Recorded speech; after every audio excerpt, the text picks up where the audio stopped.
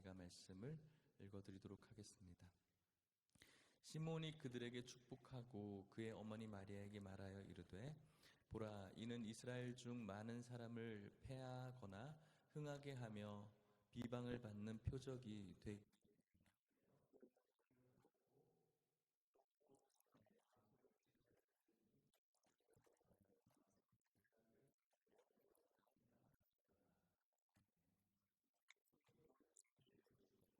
웅웅거리고 좀 커지는 느낌이 있어서 좀 부탁을 드리도록 하겠습니다. 좀 잠깐 드리면, 여러분들 새벽에 늘 알람을 맞추시는 좋은 버릇이 있는데 이 시간은 좀 알람을 꺼주시면 더 좋을 것 같아요. 그래서 예배 시간 여러분들이 무의식적으로 울리는 그런 알람들이 있는데 기도의 시간이나 또 설교 시간에 다른 분들에게 또 방해되어지지 않도록 알람을 꺼주시면 좋겠습니다. 그럼에도 또 울리겠죠? 그래요. 어제 우리가 본 말씀을 통해서 십자가 곁에 선 군사들을 바라보았습니다. 십자가에 가장 가까이 있었습니다. 하지만 십자가랑 별로 상관없이 서 있었죠. 십자가 앞에 예수님과 가장 가까이 있었지만 예수님에게 슬픔을 주었습니다. 예수님을 조롱했습니다. 예수님을 희롱했습니다. 예수님을 멸시했습니다.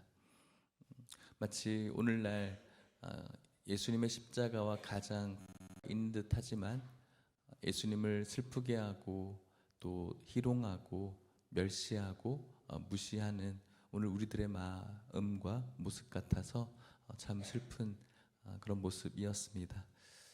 그렇기 때문에 예수님의 그 십자가 곁에 교만하게 서 있는 군사들이 아니라 세상과 싸워 이길 주님의 십자가에 엎드린 군사가 되기를 우리가 같이 결단하고 기도하는 어제였습니다. 그리고 오늘부터는 십자가 곁에 선 진실로 주님을 사랑한 인생들을 조명해 보고자 합니다. 첫 번째 시간은 바로 어머니였던 마리아이죠. 아시는 것처럼 마리아는 처녀의 몸으로 잉태했습니다. 죄송한데 좀 소리를 조금 더 내려주시면 좋을 것 같습니다. 잉태한 처녀의 몸으로 잉태한 이었습니다. 처녀의 몸에 아기를 잉태할 것이라는 이 소식은 그에게 있어서 참 받아들이기 힘든 소식이었습니다. 하지만 그것이 복이라는 것을 깨닫고 그것에 대한 이 복에 대한 믿음이 있었죠. 예수님께서 탄생하셨습니다. 예수님을 낳기까지 여러 가지 우여곡절이 있었지만 예수님을 낳게 되었고, 이제 예수님을 낳은 후에 정결 예식을 갖기 위해서 예루살렘 성전으로 올라가셨죠. 그 예루살렘 성전에서 예루살렘에 거주하는 연로한 시므온이라는 사람을 만나게 됩니다. 오늘 그 이야기를 하려고 하는 것이죠. 누가복음 2장 25절 말씀은 이렇게 말합니다. 같이 읽어볼게요. 시작. 예루살렘에 시므온이라 하는 사람이 있으니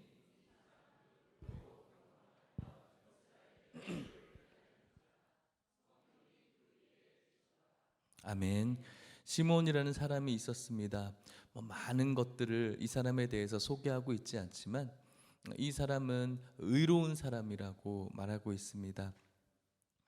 하나님을 잘 알고 있지만 하나님께서 주시는 그 율법의 정신에 대해서 전혀 깨닫지 못하고 종교적인 허례허식으로 가득 찼던 영적인 암흑기에서 하나님께서 의롭다라고 인정하는 사람이었고, 또 그는 경건한 사람이었으며 이스라엘의 위로를 기다리는 사람. 이스라엘이 어떻게 위로를 받을 수 있을까요? 바로 메시아가 오셔야 진정한 위로를 받을 수가 있겠죠. 정치적인 어떤 메시아가 아니라 그들을 구원해 줄 그 메시아를 통해서 위로받기를 기다리는 성령 충만한 사람이 시므온입니다. 이 시므온은 하나님의 계시를 받았습니다. 26절 말씀을 같이 읽어볼까요? 시작. 그가 주의 그리스도를 보기 전에는 죽지 아니하리라 하는 성령의 지시를 받았더니, 그가 죽기 전까지 예수 그리스도를 보아야 된다라는 그런 사명과 그런 예언을 받았던 것입니다. 주님 보시기 전까지는 죽을 수 없는 그런 모습으로 살아가야 되는 것이죠. 그래서 그는 주님 하나님께서 보내실 그리스도를 기다리는 자였습니다. 어두운 시대였습니다. 영적으로 완전히 흐려지고 어두운 그 시대 가운데에도 분명히 오실 예수 그리스도에 대해서 믿음으로 기다리는 자가 있었고, 그렇게 믿음으로 기다리는 자는 결국 예수님을 만나게 되었습니다. 오늘 저와 여러분들이 사는 그런 모습이었으면 좋겠습니다. 성경은 분명히 다시 오실 예수 그리스도에 대해서 말씀하고 있고, 그 성령이 우리들에게도 분명히 말씀하셔서 그를 기다리라고 말씀합니다. 의로운 모습으로, 경건한 모습으로 하나님이 주실 온전한 위로를 기다리라고 분명히 우리들에게 예언하고 있는 것이죠. 저와 여러분들이 그분을 똑같이 기다리고 있는데, 이 세상의 것들을 마음껏 누리면서 하나의 옵션으로 기다리는 것이 아니라 의롭고 경건한 모습으로 다시 오실 예수 그리스도를 기다리는 그런 순결한 신부의 모습으로 살아가시다가 훗날 주님께서 구름 타고 이 땅 가운데 오실 때 기쁨으로 그분을 맞이할 수 있는 우리 예일교회 모든 성도님들 되시기를 주님의 이름으로 축복합니다. 그 시므온이 예수님을 만났으니까 얼마나 기쁘겠어요. 그 시므온이 이제는 내가 이제 주님의 부름에 사명을 다했구나 하면서 굉장히 기뻐했죠. 그리고 그 기쁜 마음을 가지고 이 마리아에게 예수님에 대해서, 이 아기 예수에 대해서 예언을 하고 있습니다. 그게 바로 34절 말씀입니다. 같이 읽어보겠습니다. 시작. 시므온이 그들에게 축복하고 그의 어머니 마리아에게 말하여 이르되, 보라, 이는 이스라엘 중 많은 사람을 패하거나 흥하게 하며 비방을 받는 표적이 되기 위하여 세움을 받았고. 아멘. 시므온이 그들을 축복합니다. 그리고 특별히 어머니 마리아에게 말해요. 요셉이 아니라 어머니 마리아에게 말하는데, 이 예수는 이러한 존재라고 말하는 것이죠. 첫 번째는 많은 사람들을 패하게 하는 존재가 될 것이다. 많은 사람들을 어떻게 패하게 하는 존재가 될 수 있을까요? 예수님께서 구주로 오셨음에도 불구하고 예수님을 받아들이지 못하고 인정하지 않았던 많은 종교 지도자들과 유대인들이 있었습니다. 그것은 그들에게 있어서 완악함이었고 교만함이었죠. 그 교만함 때문에 훗날 예수님을 받아들이지 않음으로 인하여서 가장 비참한 인생의 결과를 맞이하게 될 것입니다. 제일 똑똑한 줄 알았고 그들의 말이 맞는 줄 알았지만 오신 예수님에 대해서 인정하지 아니하였던 그들의 자존심은 결국은 그들을 패하게 만드는 것이었습니다. 흥하게 만드는 것은 무엇이었습니까? 세리처럼 자신이 죄인임을 깨닫고 늘 무언가 억눌린 채 살아가는 것 같지만 결국은 자신이 죄인임을 고백하며 주님을 기다렸던, 그리고 그 주님을 맞이했던 자들은 주님께서 주시는 그 구원의 축복을 받은 자로서 흥하게 될 것이죠. 이 패와 흥을 가져다 줄 분이 바로 예수님, 이 아기 예수라고 말씀하고 있는 것입니다. 그리고 비방을 받는 표적이 되기 위해서 이 땅 가운데 오신다. 비방의 표적 무엇입니까? 십자가이죠. 가장 큰 비방의 표적은 이 십자가이고, 이 아기 예수가 이 땅 가운데 오신 목적이 바로 십자가임을 바로 마리아에게 가르쳐 주고 있는 장면입니다. 이 아기 예수를 통해서 교만하고 완악한 모든 세력들은 결국은 패하게 될 것이고, 겸손히 주님 앞에 엎드려서 자신이 죄인임을 고백하며 긍휼을 기다리는 자에게는 흥함을 줄 것이고, 이 모든 과정의 극치는 비방의 표적이었던 예수님의 십자가임을 가르쳐 주시는데, 이것을 받아들여야 되는 어머니에게는 굉장히 커다란 고통이 따를 것이라고 말씀하고 있는 겁니다. 무엇입니까? 35절 말씀 읽어볼까요? 시작. 또 칼이 내 마음을 찌르듯 하리니 이는 여러 사람의 마음의 생각을 드러내려 함이니라 하더라. 아멘. 칼이 너의 마음을 찌르는 것처럼 고통스러울 것이라고 말하고 있는 것입니다. 많은 사람들을 유익하게 하고 교만한 자들을 패하게 하는 이 위대한 일을 해야 되는 이 아이를 통해서 훗날 이 어머니의 마음은 마치 칼로 마음을 찌르는 것처럼 고통을 받을 것을 예언하고 있는 것입니다. 칼이 우리들의 신체의 조그만 부위에도 찔림을 당하면 우리가 얼마나 고통스럽습니까? 그런데 그 칼이 우리들의 이 마음을 찌르다니요, 그 어머니의 마음을 찌르다니요, 상상할 수 없는 고통과 아픔이 육체적인 것뿐만 아니라 이 마음으로 찌르는 그 칼은 어떻게 치료할 수 없는 가장 큰 고통일 것 같습니다. 이런 예언을 받아든 이 마리아의 삶 속에서 이 아이를 키워내야 됐고, 결국은 그 비방의 표적이었던 그 앞에 서게 되는 날이 오게 되었죠. 어제 우리가 봤던 본문입니다. 요한복음 19장 25절입니다. 같이 마지막으로 읽겠습니다. 시작. 십자가 곁에는 그 어머니와 이모와 글로바의 아내 마리아와 막달라 마리아가 섰는지라. 아멘. 그렇게 예언을 받았고 실제로 이 마리아는 예수님께서 십자가에 못 박히시는 것, 그리고 죽어가는 아들의 모습을 아무런 항변 없이 지켜봐야 됐습니다. 자신의 아들이 억울하게 죽어가는 그 억울한 마음을 가지고 저렇게 조롱받고 희롱받고 무시당하고 침뱉음당하고 따귀를 맞고 그런 상황을 지켜봐야 된다는 것이 얼마나 고통스러울까요?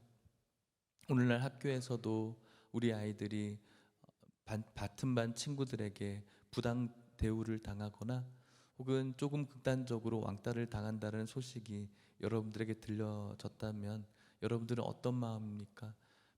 그 밤 잠을 이룰 수가 있습니까? 잠을 이룰 수가 없죠. 무시당하고 외면당하고 이렇게 모함당하는 그런 우리 아이라고 생각했을 때 우리는 그 밤 잠을 셀 수밖에 없습니다. 뒤척일 수밖에 없죠. 그리고 조금 더 우리의 마음이 흥분한다면 그 다음날 학교를 쫓아가든 어떻게 하든 이 모든 것들을 좀 풀어주기 위해서 우리들이 계속해서 그걸 궁리를 할 겁니다. 하물며 고통스러운 그 고난의 작업을 바라봅니다. 못을, 그 커다란 대못을 자신의 아들을 찍는 그런 모습을 바라보는 그 어미의 심정은 어떤 심정일까요? 때리지 않아도 그 마음에 정말 칼로 찌르는 듯한 아픔을 그 어머니가 고스란히 가질 수밖에 없겠죠. 십자가 곁에서 자신의 아들이 점점 생명의 등불이 꺼져가는 것을 지켜보게 됩니다. 드라마나 영화 속에서 자신의 자녀가 어떤 병 때문에 죽어가는 그런 모습을 바라보는 어머니의 그런 모습을 바라보노라면 우리도 감정이입이 돼서 너무나 고통스럽고 아픔을 느끼게 됩니다. 살릴 수 없다는 것을 알게 되고 그것도 그냥 죽는 것이 아니라 너무나 고통스럽게 십자가에 달려서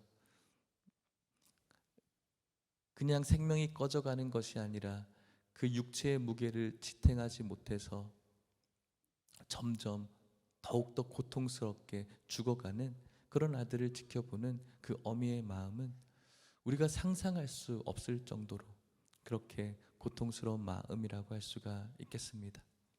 그것이 바로 십자가 곁에서 주님을 지켜본 어머니 마리아의 마음이었던 것이죠. 그런데 여러분, 오늘 이 마리아의 고통을 통해서 우리가 생각해야 될 고통이 있습니다. 그것은 바로 하나님 아버지의 고통인 것입니다. 오늘 이 마리아의 고통은 하나님의 그 고통을 함께하는, 하나님의 그 고통에 참여하는 한 인간의 고통이라고 할 수가 있습니다. 어머니 마리아의 그 고통을 통해서 우리가 바라봐야 될 것은 바로 아들의 죽음을 바라보는 하나님의 마음을 오늘 이 시간 우리가 느낄 수가 있어야 된다는 것입니다. 자신의 아들을 내어주는 이 아버지의 마음, 우리가 대의적으로 나라를 살리는 목적으로 내 아들을 희생하겠다라는 그 희생도 쉽지 않습니다. 내 아들을 죽여서라도 우리나라가 살 수만 있다면 나는 그렇게 우리 아이들을 바치겠습니다. 여러분들의 자녀를 바칠 수 있겠습니까?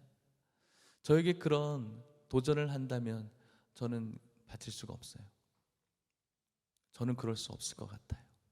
하물며 하나님 아버지가 자신의 아들을 희생하는 이 목적은 어떤 커다란 대의가 아니라 하나님과 화목하지 못한, 성경에는 원수라고 이야기하는 그 인생들을 위해서 자신의 아들을 희생시키는 거예요.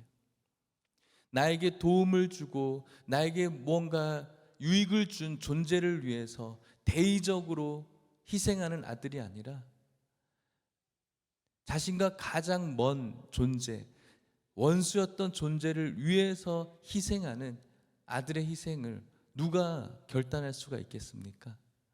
아무도 결단할 수가 없죠. 여러분들의 원수를 위해서 여러분들의 자녀를 희생하라고 한다면 누가 할 수가 있겠습니까? 선하고 대의적인 것도 우리들에게 너무나 큰 고통인데요. 그런데 원수를 위해서 하나님 아버지께서는 자신의 아들을 내어주고 있는 것입니다. 이런 하나님 아버지의 고통을 우리가 어떻게 깨달을 수가 있겠습니까? 이 마리아라는 어머니의 고통을 통해서 조금이나마 동감할 수 있을 뿐이겠죠. 십자가의 곁에 마리아를 생각하며 그의 고통을 바라보며 우리 하나님께서 얼마나 아파하셨을까, 이것을 느낄 수만 있다면 우리에게 오늘 허락하신 이 십자가의 은혜가 얼마나 큰 은혜인지를 우리가 더 깊이 상상하고 깨달을 수가 있을 것입니다. 칼이 마음을 푹 찌르는 것처럼 마리아의 그 마음을 찔렀고, 칼이 마음을 찌르는 그 고통을 우리 하나님 아버지께서도 동일하게 느끼고 있다는 것이죠. 하나님께서 마음만 먹으면 그 모든 상황을 역전시킬 수 있음에도 불구하고 예수님께서는 겟세마네 동산에서 땀이 피처럼 흘리면서 하나님, 이 잔을 나에게 옮겨 주십시오. 그 제 잔을 제가 마실 수 없을 것 같은 그런 고통 속에서 하나님 앞에 기도하죠. 그렇지만 하나님께서는 그 기도, 그 아들의 호소에 귀를 닫으셨죠. 할 수만 있다면 이 잔을 제가 먹고 싶지 않아요, 아버지라고 하는 그 아들의 호소에 눈 감아야 되는 그 아버지의 마음, 십자가에서 고통을 받고 있는 아들의 비명과 아들의 호소에도 아무런 반응을 하지 않는 그 아버지의 마음을 우리가 어떻게 이해할 수가 있을까요? 고통스럽게 그 아들의 죽음을 외면해야 했던 그 하나님의 그 마음이 우리가 무엇이간데, 우리가 어떠한 존재이길래 하나님께서는 그렇게 사랑해 주실까? 하나님 아버지의 그 마음을 우리가 또 느끼고 또 경험하기를 원하는 마음으로 기도할 때 우리에게 주신 이 놀라운 십자가의 사랑이 정말로 귀한 사랑임을 느낄 수가 있게 될 것입니다. 그리고 그 사랑을 우리가 느끼게 된다면 그 하나님 아버지의 아버지 마음의 고통을 우리가 조금이라도 더 깊이 느낄 수 있다면 우리의 반응이 무엇일 것 같습니까? 그 놀라우신 주님의 사랑 앞에 무릎을 꿇을 수밖에 없는 거예요. 우리의 어떤 잘남들, 우리가 이 세상에 할 수 있다라고 여겼던 우리의 능력들, 그것이 아무것도 아님을 그저 그분의 놀라운 사랑 앞에 자연스럽게 무릎 꿇을 수밖에 없고, 하나님, 저는 아무것도 아닙니다. 그저 감사합니다. 하나님, 이런 사랑을 베풀어 주신 놀라운 주님의 사랑을 높여드립니다. 찬양합니다 라고 주님 앞에 고백하며 엎드릴 수밖에 없는 것이 오늘 우리들의 모습이어야 되는 것입니다. 너무나 자연스러운 반응이죠. 여러분, 이런 주님을 찬양해야 됩니다라고 말할 필요도 없죠. 우리가 이렇게 경건하게 예배드려야 됩니다, 말할 필요도 없어요. 우리가 그분 앞에 순종해야 됩니다, 말할 필요가 없어요. 하나님 아버지께서 얼마나 놀라운 희생을 하셨는지, 그분의 마음이 얼마나 고통스러웠는지를 우리가 깨달을 수만 있다면 그분 앞에 우리가 보여드릴 반응은 하나밖에 없어요. 무릎 꿇는 거예요. 엎드리는 것밖에 없어요. 우리가 무엇이 그렇게 잘났습니까? 우리가 뭐가 그렇게 대단합니까? 우리의 이 죄를 하나라도 갚을 수 있는 능력이 우리들에게 있습니까? 아무것도 없는 우리들의 인생이 하나님의 이 놀라운 사랑을 받았다는 사실을 깨닫게 된다면 우리가 무슨 말을 할 수 있을까요? 그저 그 사랑 앞에 굴복하는 것, 엎드리는 것, 무릎 꿇는 것. 주님 감사합니다. 주님 사랑합니다. 주님 찬양합니다. 자연스러운 은혜 받은 자의 반응이라고 할 수가 있는 것이겠죠. 사랑하는 성도 여러분, 오늘 이 마리아가 곁에서 마음에 칼을 맞는 듯한 고통을 느낀 마리아를 생각하면서 그보다 더 아프고 찌르는 듯한 고통을 느꼈을 하나님의 그 마음과 하나님의 그 고통에 대해서 저와 여러분들이 묵상하시는 오늘 하루가 되시기를 주님의 이름으로 간절히 축복합니다. 말씀을 마치려고 합니다. 하나님께서 겪으셨던 그 고통을 계속해서 묵상해 봅니다. 여러분들에게 말씀드렸던 것처럼 사랑하는 아들을 원수에게 내어주어야 했던 그 아버지의 고통을 생각하다가 더 큰 고통도 있겠다라는 생각을 해봅니다. 어떤 고통일까? 분명히 원수인 저와 여러분들을 위해서 자신의 하나밖에 없는 그 아들을 내어주신 그런 고통을 겪고 있지만 그것보다 더 하나님의 마음을 아프게 하는 것이 있는데 그 아들을 내어주신 하나님의 사랑에 대해서 공감하지 못한 채 살아가는 오늘 우리들의 모습을 바라보면서 하나님 얼마나 아파하실까 그런 생각을 해봅니다. 자신의 전부를 주셨는데, 하나님의 모든 것을 우리에게 주셨는데 오늘 우리는 하나님 그거 말고요, 하나님 그거 말고요, 하나님 예수님 말고요, 돈 좀 주세요, 하나님 예수님 말고요, 지식 주십시오, 하나님 이걸로 부족해요, 사업 잘 되게 해주십시오, 하나님 그걸로는 부족해요, 제가 좀 더 잘 살고 행복했으면 좋겠어요.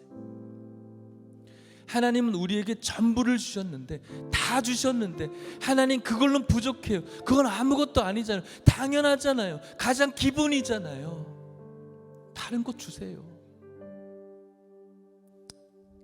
이런 어리석음으로 나오는 우리들의 모습을 보실 때 하나님 얼마나 아프실까 그런 생각을 해보게 되는 것이죠.